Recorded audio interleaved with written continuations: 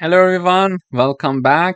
In today's video, we are still going to use the format function, but in another version. So here we're going to use positional arguments. I'm having this message being shown in the output. I have curly braces, apples, and curly braces orange. So the counter is 0 for the first curly brace, and the counter is 1 for the second curly brace. After the message, I'm having dot, and then I'm calling the format function, and in parentheses I'm having two numbers, 5 and 3. So when I run this code, I have this message being shown in the output. I have 5 apples.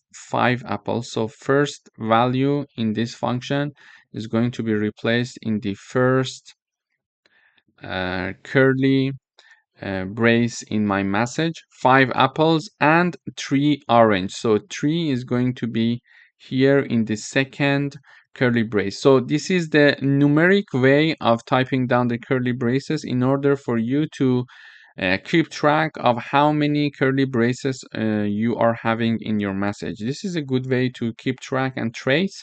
So you can say 0 and 1. Okay, I'm having 2 curly braces and I'm having 2 values in my format function to replace them. So everything is good and I'm in the safe side. So this is a good way to check and understand if you're having exact numbers in the parentheses as you have curly braces in your message. Thank you for watching.